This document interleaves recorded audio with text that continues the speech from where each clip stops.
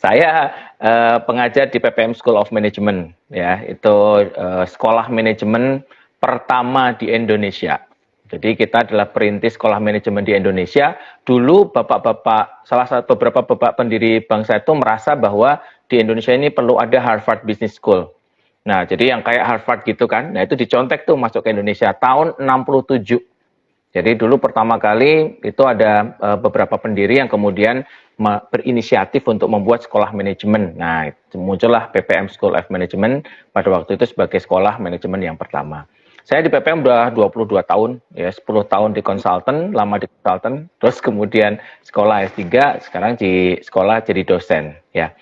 Sehari-hari jadi dosen peneliti gitu, tapi juga selain itu banyak kegiatan yang lain, sering jadi juri di ajang inovasi kayak gitu tuh.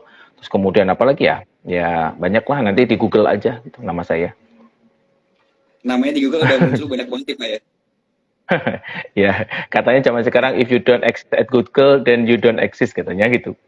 Waduh, berarti saya harus banyak belajar dari Pak Wahyu nih. Loh, Masih masih loh sedikit. kalau nah, Richard kalau katanya kan banyak munculnya gitu kan. Tapi minimal portofolio kita itu harus ada lah ya di digital gitu. Oke. Baik Pak, Sip. ini hari ini tuh kita bahas soal ini kan berhubung Bapak dari bidang manajemennya ini menarik banget karena sekarang tuh lagi banyak banget ya soal isu-isu resesi. Nah, kita nih di sekolah saham ini kan biasa bahas tentang perusahaan-perusahaan terbuka Pak ya, perusahaan-perusahaan TBK. Nah, tapi Ya. nanti biasa tuh bahasnya cuma mungkin dari sisi evaluasi, segi harga sahamnya, segi kinerjanya, laporan keuangan, tapi kita jarang banget dibahas soal manajemennya gitu. Apa sih yang dilakukan sama orang-orang di dalam gitu? Apa sih yang dilakukan sama tim manajemennya gitu ya, tim yang bertanggung jawab di dalamnya. Nah, jadi hari ini mungkin kita bakal sedikit mengaitkan antara si perusahaan-perusahaan ini, perusahaan-perusahaan yang biasa kita analisa ini dari sisi luarnya gitu ya. Nah, dengan manajemen yang ada di dalam, khususnya juga di bidang resesi ini, di bidang resesi, di sektor yang lagi banyak dibicarakan ini yaitu adalah tentang resesi gitu. Nah, mungkin pertama-tama yang paling saya pengen dengar pendapat langsung dari Pak Wahyu nih. Kira-kira itu resesi itu ya bagi perusahaan-perusahaan yang ada di Indonesia gitu ya, perusahaan-perusahaan yang kita familiar dengan saat ini ada gitu. Itu seberapa bahaya sih Pak? Seberapa bahaya ya ini? Pertanyaannya seberapa bahaya? Oke. Sekarang gini ya, kalau misalkan kita mau bahas itu, kita mesti agak runut mundur kapan kejadiannya. Ini kok jadi semacam isu yang sekarang ini jadi momok gitu ya di pembicaraan, bukan hanya pembicaraan di level ruang meeting perusahaan, ya dia jadi pembicaraan juga di warung kopi gitu, bahkan sudah sampai masuk ke ruang-ruang publik sampai sedetil itu gitu ya. Sampai saya kalau di kelas juga selalu pertanyaannya itu tentang resesi, bagaimana kita menghadapi resesi segala macam gitu ya. Nah ini kapan sih munculnya gitu ya? Ini mau nggak mau kita mesti agak mundur sedikit pada waktu harus kita akui muncul pertama kali pembicaraan semua seperti santer seperti ini pada waktu Pak Jokowi pidato kan. Pada waktu itu Pak Jokowi mengatakan 2022 ini sulit ya. 2023 gelap. Wah, itu dramatis sekali itu. Karena Mengerikan begitu Pak ya, beliau seakan-akan Pak ya. ya memang kalau gimana yang kita habis selesai pandeminya itu bayangkan 2,5 hampir 2 tahun lebih ya, itu nggak ada pergerakan manusia gitu ya. Bahkan untuk beberapa industri itu sampai sales atau revenue-nya itu bisa nol gitu ya, karena memang sama sekali nggak. Ini masih dikatakan sulit. Ada yang lebih sulit tuh, 2023 bakal gelap. Wah itu kan semua orang jadi apa namanya semacam itu shock terapi gitu ya, shock terapi. Jadi terus terang pada waktu itu semua kita kaget gitu ya dengan pernyataan beliau gitu ya. Nah kemudian dikuatkan oleh pernyataannya Bu Sri Mulyani. Beberapa hari kemudian dia mengatakan dunia sedang dalam keadaan bahaya. Wah gitu kan, makin lagi gitu makin itu apa namanya inilah suasana hati itu nampaknya kita agak dalam kondisi tertekan gitu ya. Nah, tapi kemudian beberapa saat kemudian ada banyak pernyataan-pernyataan yang mencoba untuk membalance gitu. Seperti Bu Sri Mulyani sendiri bilang bahwa akan ada beberapa negara yang nampaknya relatif aman gitu ya. Ada 4 negara, salah satunya ada Brazil, Indonesia, Meksiko, sama India gitu ya. Nah itu sudah mulai ada harapan ya. Terus kemudian masuk lagi beberapa para Pak Bahlil mengatakan tenang aja investasi Indonesia masih bagus gitu ya. Jadi Nah, jadi banyak pernyataan itu seperti roller coaster. Kita tuh di bawah itu naik, tiba-tiba turun, naik, tiba-tiba turun, sehingga kemudian terjadilah simpang siur. Ya namanya netizen. Netizen itu kan selalu semua menambahin gitu, didramatisir segala macam, sehingga isu ini tuh jadi ya enak untuk digoreng, enak untuk dibicarakan gitu ya. Kemudian sampai dengan titik saat ini gitu. Nah, terkait dengan resesi tadi, saya selalu mengatakan hati-hati ya. Hati-hatinya itu gini, jangan sampai kita itu terkena yang namanya resesi batin. Resesi batin itu adalah suatu keadaan di mana ketakutan kita itu demikian besar sehingga menghilangkan kemampuan kreatif kita untuk beradaptasi. Nah, ini seringkali berbahaya. Sama seperti kita misalkan lagi ujian, sidang tesis atau sidang skripsi gitu ya. Itu kan semua ada di kepala. Kita udah bersiap-siap beberapa hari. Kita udah persiapan simulasi gitu kan. Tiba-tiba pada waktu hari H itu tiba-tiba bisa blank itu. Hilang di kepala itu. Kenapa? Karena saking tertekannya. Ya, banyak orang yang kadang-kadang nih mau disuntik kan. Belum kena jarumnya udah kerasa itu, kerasa sakit. Ya padahal jarumnya itu nempel aja belum gitu kan. Itu kenapa? Karena otak kita itu didesain untuk bisa untuk merasakan itu. Jadi belum kena itu udah rasanya udah nyeri. Kenapa? Ngeri gitu. Nah, pembicaraan yang terlalu sering terhadap resesi seakan-akan itu akan terkena berdampak nanti gimana untuk beberapa orang terutama yang senengannya itu overthinking. Itu bahaya banget. Ya nanti kehilangan semangat gitu ya. Karena di dalam bisnis itu ada namanya psychological capital. Jadi selain dari capital yang sifatnya uang gitu, ekuitas uang gitu ya, ada yang intangible seperti reputasi gitu ya. Manusia-manusia di dalam saling disebut sebagai human capital gitu kan. Ada yang namanya psychological capital. Psychological capital itu sifatnya dinamis tuh. Isinya apa? Semangat, optimisme, resiliensi, kegigihan. Itu adalah kualitas namanya psychological capital. Ini bisa naik, bisa turun nih. Tergantung dari kita, how we make up our mind tadi. Begitu kita lihat yang jelek-jelek, kita melihatnya di depan itu mau maju aja takut tuh. Nah, keputusan-keputusan seperti ini sangat berbahaya gitu. Nah, jadi dosisnya harus pas gitu. Nah, contoh lagi nih ya, Kevin ya.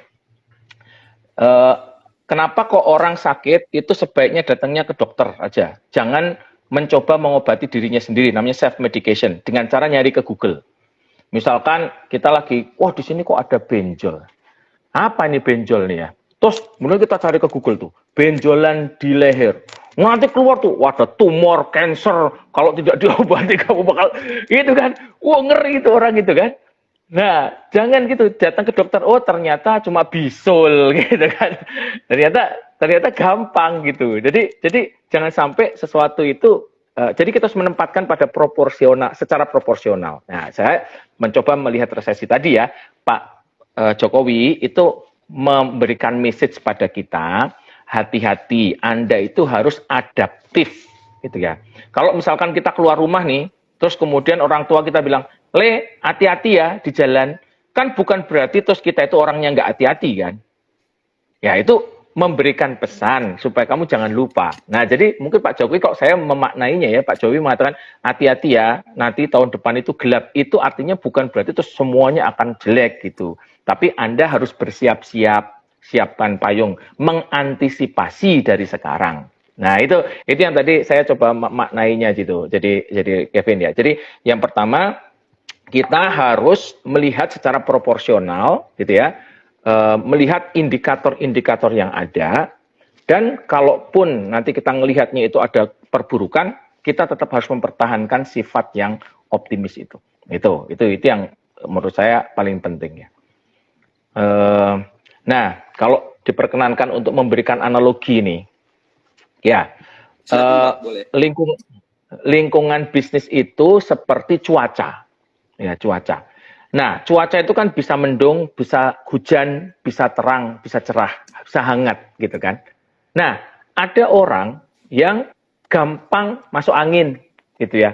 Kena gerimis dikit aja dia masuk angin gitu kan. Tapi ada orang yang udah kena hujan, kepanasan, kehujanan lagi gitu ya, pakai bajunya tipis, badannya tetap sehat aja gitu ya. Nah, seringkali juga faktornya dua, faktor cuaca sama faktor resiliensi atau ketahanan itu. Resesi, lingkungan ekonomi itu ibarat cuaca itu. Kadang dia kontraksi, ya, kadang dia lagi ekspansi, gitu ya. Kadang itu pertumbuhan masyarakatnya itu tinggi, consumer confidence-nya tinggi, kadang-kadang ada permasalahan politik segala macam tiba-tiba tertekan, itu biasa seperti cuaca tadi. Tapi ada perusahaan yang fit, jadi kena cuaca apa aja dia oke gitu ya. Tapi ada perusahaan yang nggak usah kena cuaca bagus aja dia menderita gitu kan. Kenapa? Karena secara fundamental dia nggak bagus, ya utangnya banyak, rasio debt equity rasionya juga tinggi gitu ya. Jadi didiemin aja, tiba-tiba bangkrut sendiri. Ya ada nggak usah mikir resesi gitu ya. Didiemin aja dia bangkrut. Kenapa? Karena memang manajemennya secara internal dia nggak baik. Nah, jadi daripada kita sibuk mikir cuaca, mendingan kita sibuk untuk memikirkan bagaimana we anticipate ya. Kalau nanti terjadi resesi, apa yang harus saya lakukan seandainya terjadi ya. Nah, jadi ini memikirkannya, jadi mengarahkan pertanyaan kita itu penting. Pertanyaannya jangan mengarahkan pada resesi atau tidak ya. Kalau nanti resesi dampaknya kalau nanti resesi seberapa dampaknya besar buat saya ya. Jangan mikir gitu, tapi pertanyaannya adalah bagaimana saya bisa membuat usaha saya tahan terhadap semua ketidakpastian yang ada di depan. Kira-kira gitu, Kevin. Oke, baik Pak. Ini tadi analogi menarik nih. Jadi kan kayak dapat gambaran. Dan sebenarnya jadi mungkin resesi itu bisa berbahaya, bisa enggak, bisa berpengaruh, bisa enggak, tergantung dari sebenarnya dari cara kita sendiri ya menghadapi itu Pak ya. Oke. Tapi tadi sebenarnya ini jadi pertanyaan baru sih Pak. Kalau misalnya tadi kita bahas kan itu ada ada psychological capital Pak ya. Itu ada aspek baru nih buat teman-teman juga nih. Jadi lebih berdampak kemana nih kira-kira nih? Aspek apa nanti yang bakal lebih berdampak gitu kalau misalnya emang benar-benar ada resesi? Apakah mungkin dari sisi mungkin perusahaan atau mungkin dari human capital atau justru bahkan dari sisi psychological capital ini yang lebih berpengaruh gitu, lebih kena dampak gitu. Ya. Kalau dilihat dari indikator-indikator ekonomi Indonesia, ya sebenarnya kita itu termasuk yang ketahanan kita itu lumayan baik gitu ya, lumayan baik kan. Resesi itu kan setiap saat itu pasti ada pemicunya ya. Dulu 98 itu pemicunya karena memang secara fundamental Indonesia itu banyak secara finansial ya, itu kurang bagus. Perbankan kita juga pada waktu itu juga lagi dalam kondisi yang tidak prima gitu ya. Kemudian terjadilah itu. Tahun 2008 terjadi mortgage crisis di Amerika menyebabkan bergejolak semua dunia gitu ya. Nah, resesi sekarang ini kan terjadinya karena konflik ya. Karena konflik kemudian menyebabkan peningkatan harga energi dan pangan. Kemudian terjadilah inflasi di beberapa negara Eropa. Jadi episentrumnya sebenarnya ada di sana gitu ya. Kalau dilihat di Indonesia secara umum sebenarnya fundamental kita cukup baik gitu. Artinya satu, ketahanan pangan kita juga meningkat ya dari tahun 2019 itu kita cukup bagus. Energi kita juga ada beberapa yang kita impor, tapi secara umum batu bara kita juga masih banyak banget gitu ya. Terus kemudian kalau dari sisi perbankan kita kuat. Pertumbuhan ekonomi Indonesia itu 5,2 ya, kemarin 5,2, proyeksinya masih cukup bagus. Jadi sebenarnya dari sisi fundamental kita masih cukup baik gitu ya. Nah, namun yang di luar itu pasti akan berdampak gitu ya. Berdampak itu langsung direct indirect itu pasti akan berdampak gitu. Nah, pertanyaan Kevin tadi adalah jika terjadi resesi, berarti kita bersiap ya kan, we have to we hope for the best but prepare for the worst gitu kan ya. Jadi gitu kan, kalau yang terjadi yang best ya nggak ada masalah Pak, tapi kalau yang terjadi worst gimana kan gitu kan. Nah, jadi prepare for the worst itu berarti kita mesti menyiapkan diri kita apabila nanti mungkin terjadi kontraksi. Nah, pertanyaan tadi adalah yang terkena dampak yang mana duluan gitu ya, terkena dampak duluan. Dampak duluan yang terkena adalah yang pertama adalah tentu masyarakat yang levelnya paling bawah ya. Paling bawah itu kenapa? Karena inflasinya akan merangkak naik, kemudian ada yang dikhawatirkan kan sebenarnya gelombang PHK ya. Kalau gelombang PHK terjadi, perusahaan kesulitan, kemudian yang terjadi adalah gelombang PHK. Nah, sekarang yang mungkin menjadi momok masyarakat adalah bertubi-tubi.